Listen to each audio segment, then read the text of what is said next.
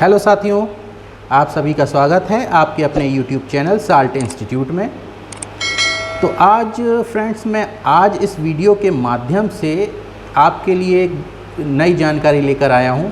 आज की ये जानकारी है कंप्यूटर के कीबोर्ड के संबंध में। कंप्यूटर के कीबोर्ड में जो आप फंक्शन की देखते हैं, यानी F1 से लेकर आप जो F2, F3, F4, F12 तक आप जो फंक्शन की देखते हैं, इसके संबंध में ये जानकारी है। तो चलिए देखते हैं और स्टार्ट करते हैं ये वीडियो। लेकिन उससे पहले यदि आपने हमारा चैनल सब्सक्राइब नहीं किया है तो चैनल को सब्सक्राइब कर दीजिए और बेल आइकन के ऑल पर क्लिक कर दीजिए, ताकि नई नई जानकारी और इम्पोर्टेंट जानकारी आपके जो है नौकरी से संबंधित, आपके रोज़गार से संबंधित, आपकी जानकारी से संबंधित, तो वो सारी जानकारी जो हम इस चैनल के माध्यम से आपको उपलब्ध करा रहे हैं, वो जानकारी आपको तुरंत मिल जाए।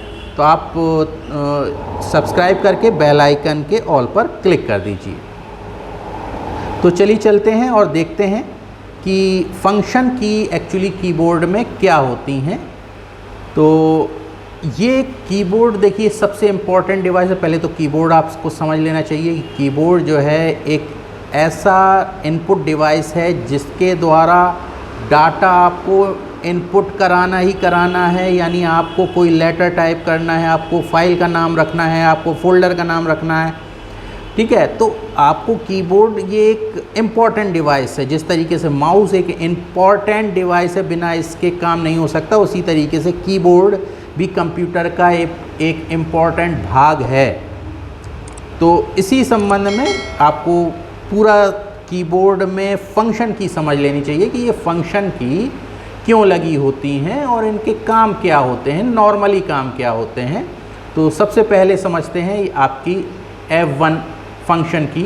ये जो आप देख रहे हैं F1 फंक्शन की, F1 फंक्शन की के बारे में समझ लेते हैं कि F1 फंक्शन की क्या है। तो ये कंप्यूटर में जो है जो सबसे पहली आपकी फंक्शन की होती है। तो इसको जब आप प्रेस करते हैं तो यदि आपको विंडोज़ में कोई हेल्प चाहिए होती है, तो आप जो है F1 फंक्शन की के द्वारा आप हेल्प ले सकते हैं, ठीक है। तो इस F1 की का यूज़ हेल्प लेने के लिए किया जाता है। तो आप F1 का यूज़ हेल्प के लिए करेंगे।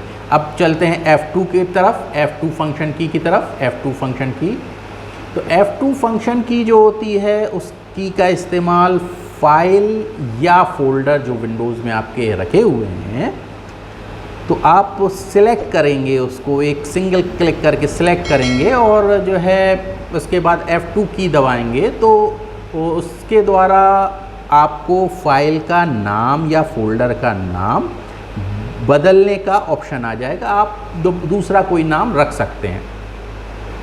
तो F2 फंक्शन की का आप यूज़ समझ गए कि F2 फंक्शन की का यूज़ हो रहा है कि हम फाइल या फोल्डर का नाम अगर हमें बदलना है तो हम पहले तो उसको सिलेक्ट कर लेंगे फाइल या फोल्डर को। इसके बाद हम जो है F2 की दबाएंगे और फिर जो भी नाम रखना है वो हम नाम रख सकते हैं, पुराना नाम मिटा के। अब चलते हैं F3 की तरफ। F3 फंक्शन की, ये F3 फंक्शन की आप देख रहे हैं। F3 फंक्शन की का यूज़ जो होता है वो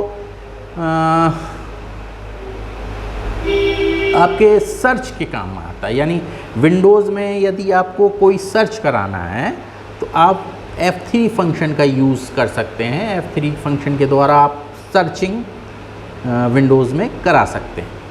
अब चलते हैं F4 की तरफ। F4 फंक्शन की, तो F4 जो फंक्शन की है उसका यूज़ डायरेक्टली तो कोई नहीं है। देखिए क्या होता है कि कुछ इसमें से जो F1 से लेकर F12 तक शॉर्टकट की दी हुई हैं, तो कई की का यूज़ तो डायरेक्टली है कि आप बटन दबाएं और उसका यूज़ ये है। लेकिन कई की का यूज़ ये भी है कि आप दूसरी किसी की के साथ, यानी कॉम्बिनेशन की के साथ, जैसे कंट्रोल है, फंक्शन की है, आल्ट की है, इन कीज़ के साथ, जैसे ये आल्ट की है या फिर आपकी फंक्शन की है या आपकी कंट्रोल की है, फंक्शन की है, ये फंक्शन की है, ठीक है, आल्ट की है। तो कई की जो फंक्शन कीज़ हैं उनमें जो है वो डायरेक्टली काम नहीं करती, उनके साथ कॉम्बिनेशन की चलती है, यानी कोई और बटन भी उसके साथ यूज़ होता है। तो F4 जो होता है एक्चुअली किसी जो ओपन सॉफ्टवेयर है उसको बंद करने के लिए, आप बंद करना चाहते हैं तो F4 दबा देंगे। आपको आल्ट के साथ आपको आल्ट के साथ F4 दबाना है, तो वो जो सॉफ्टवेयर रन कर रहा है वो बंद होने का ऑप्शन आ जाएगा। सेव नहीं है तो सेव करने के लिए पूछने लगेगा, नहीं कराना है तो नो कर देंगे। इसी तरीके से यदि आप विंडोज़ पर हैं, डेस्कटॉप पर हैं, और यदि आपने आल्ट के साथ F4 दबा दिया तो आपको शटडाउन का ऑप्शन आ जाएगा। तो ये डायरेक्ट इस F4 फंक्शन की का यूज़ नहीं है। अब चलिए आगे चलते हैं F5 की तरफ। F5 फंक्शन की का क्या यूज़ है? F5 फंक्शन की, इस की के द्वारा आप क्या होता है कि हम जैसे मान के चलिए डेस्कटॉप पर हैं, विंडोज़ में डेस्कटॉप पर हैं, और आपको राइट क्लिक करके जो रिफ़्रेश आप दबाते हैं, तो उसका अगर आप माउस के द्वारा नहीं करना चाहते हैं तो आप F5 फंक्शन की के द्वारा भी कर सकते हैं।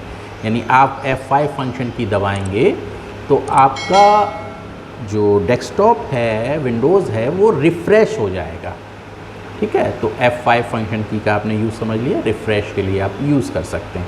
अब चलिए अगली की को समझ लेते हैं। अगली की है F6 की का क्या यूज़ है? तो F6 अलग जगहों पे अलग अलग जो है सॉफ्टवेयरों में या अलग अलग जगहों पे उसका अलग अलग यूज़ है। किसी कीबोर्ड में F6 में वॉल्यूम का ऑप्शन दिया होता है, यानी वॉल्यूम अप डाउन आप कर सकते हैं। ठीक है, और जो है कहते हैं आप डायरेक्टली किसी URL पर आप वेबसाइट ओपन कर रहे हैं, तो आपको किसी जो है ब्राउज़र में डायरेक्टली किसी URL पे जाना चाहते हैं, तो आप जो है कहते हैं F6 की दबाएंगे, उसमें एड्रेस बार छांटने का ऑप्शन आ जाएगा। तो जो है आप डायरेक्टली जो है कहते अकेले बाहर अगर F6 यूज़ कर रहे हैं तो ऐसे नहीं है। मान के चलिए इस कीबोर्ड में F6 में जो है कहते वॉल्यूम का बटन नहीं दिया हुआ है। कई कीबोर्ड में F6 F7 पे वॉल्यूम अप और डाउन के बटन दिए होते हैं। ठीक है, यानी आप जो है कि कहते हैं उससे वॉल्यूम अप और डाउन भी कर सकते हैं। लेकिन इस पे अगर नहीं है तो आप जब ब्राउज़र ओपन करते हैं, ब्राउज़र में आप देखेंगे कि आपको जो है किसी वेबसाइट के URL पे डायरेक्टली पहुंचना है, तो उसकी लिस्ट दी होती है, तो वो लिस्ट आपको डायरेक्टली पहुंचना है तो आप F6 दबा के पूरा एड्रेस बार आ जाएगा और वहाँ पर आप सीधे उस पर पहुँच सकते हैं। अब चलिए चलते हैं F7 की तरफ। F7 की समझ लेते हैं कि जो F7 की है, F7 की का क्या यूज़ है। तो F7 का जो यूज़ है वो MS वर्ड में आप समझ सकते हैं कि MS वर्ड में इसका बहुत इम्पोर्टेंट रोल है कि F7 के द्वारा आप स्पेलिंग चेक कर सकते हैं।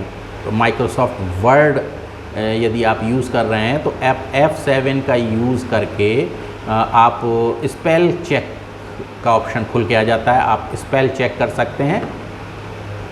तो ये MS वर्ड के साथ यूज़ हो रही है, आप डायरेक्टली इसका बाहर कोई यूज़ नहीं कर सकते हैं, MS वर्ड में ये यूज़ हो रहा है। ठीक है, अब F8 समझ लेते हैं कि F8 फंक्शन की का क्या यूज़ है।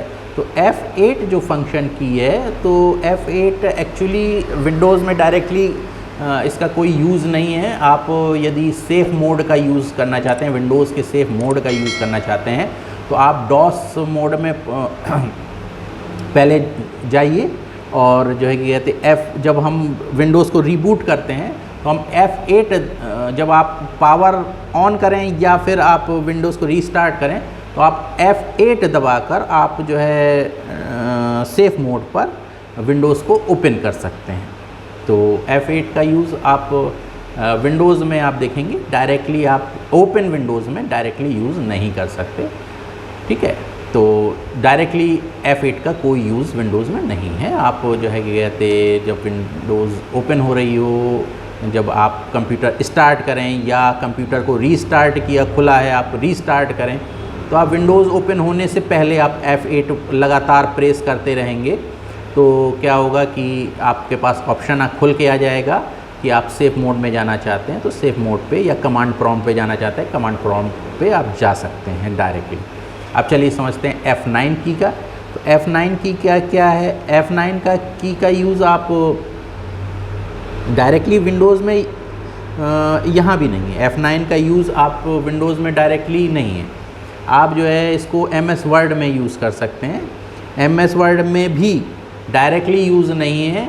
MS वर्ड में भी आप कंट्रोल या आल्ट दबा के, आप आल्ट या फिर कंट्रोल इन कीज़ के साथ F जो है 9 यूज़ करेंगे तो आप जो है वहाँ उसका यूज़ MS वर्ड के अंदर कर पाएंगे, आप डायरेक्टली विंडोज़ में नहीं कर पाएंगे। अब चलिए चलते हैं F10 की तरफ। F10 जो होता है तो इसमें ये भी विंडोज़ में डायरेक्टली रन नहीं कर रही है। अब आप देखेंगे कि ये नीला नीला यहाँ पर आपको दिख रहा होगा साइन, ठीक है।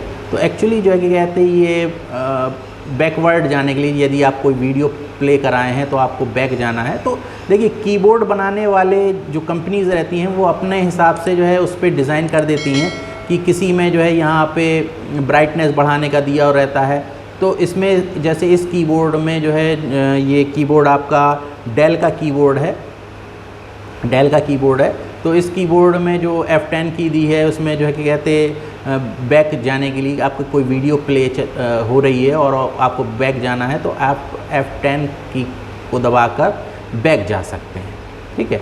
और अगर आप जो है कि कहते किसी सॉफ्टवेयर में और यूज़ करना चाहते हैं तो ये आपकी MS वर्ड में यूज़ होती है। वहाँ पे आपको शॉर्टकट की इसको डायरेक्टली यूज़ नहीं होगी, आपको जो है शिफ्ट के साथ F10 का यूज़ करना पड़ेगा, आपको शिफ्ट की के साथ F10 का यूज़ करना पड़ेगा।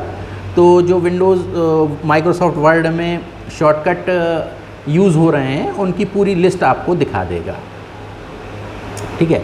अब देखते हैं F11 की एक्चुअली जो है अब यहाँ इस कीबोर्ड में, डेल कीबोर्ड में क्या है कि ये प्ले और पॉज के जो है बटन है। यानी आप जो है अगर डायरेक्टली यूज़ करना चाहते हैं, आप कोई वीडियो प्ले हो रहा है और डायरेक्टली उसी वीडियो में जो है आप पॉज करना चाहते हैं, या फिर पॉज है और आप प्ले करना चाहते हैं तो F11 की को आप यूज़ कर सकते हैं। लेकिन जो है कि कहते आप दूसरा कीबोर्ड देखेंगे तो उसमें F11 में ऐसा नहीं दिया हो सकता है। तो F11 की एक्चुअली जो है क्या होता है कि जब आप कोई वेब ब्राउज़र ओपन किए हैं विंडोज़ में और जो है वेब ब्राउज़र को फुल स्क्रीन मोड पे आपको दिखाना है तो आप F11 की का यूज़ करेंगे तो जो फुल स्क्रीन मोड है वो यूज़ होने लगेगा, आपका फुल स्क्रीन में वेब ब्राउज़र ओपन हो जाएगा। अब चलिए चलते हैं F12 की तरफ। तो F12 जो लास्ट की है अपनी कीबोर्ड में फंक्शन की, लास्ट फंक्शन की होती है। अब देखिए इस कीबोर्ड में क्या है कि जो है कि फॉरवर्ड का बटन दिया है, इसमें F10 में बैकवर्ड का बटन दिया था। अब ये F12 में फॉरवर्ड का, यानी आप कोई वीडियो प्ले कराए हैं और आगे जाना है नेक्स्ट वीडियो या उसी वीडियो में आगे जाना है तो आप ये F12 की का यूज़ कर सकते हैं। लेकिन अगर हम जो है कहते हैं MS वर्ड यूज़ कर रहे हैं, MS वर्ड में जो है अगर हम देखेंगे तो F12 का यूज़ किसी फ़ाइल को सेव कराने के लिए भी किया जा सकता है। यानी आप F12 दबाएंगे तो सेव का ऑप्शन खुल कर आ जाएगा, फिर वहाँ से आप फाइल को सेव भी करा सकते हैं। तो ये थे आपके F1 से लेकर F12 तक पूरे फंक्शन की। तो इनके डायरेक्ट, किसी के डायरेक्ट यूज़ हैं, कोई जो है कॉम्बिनेशन के साथ यूज़ होते हैं, यानी कंट्रोल या आल्ट बटन के साथ यूज़ होते हैं। तो आशा करता हूँ कि ये वीडियो आपको पसंद आई होगी। तो इसी तरीके से हम नई नई जानकारी आपके लिए लाते रहेंगे। वीडियो को लाइक कर दीजिए और चैनल को सब्सक्राइब नहीं किया है तो चैनल को सब्सक्राइब कर दीजिए। तब तक के लिए जय हिंद।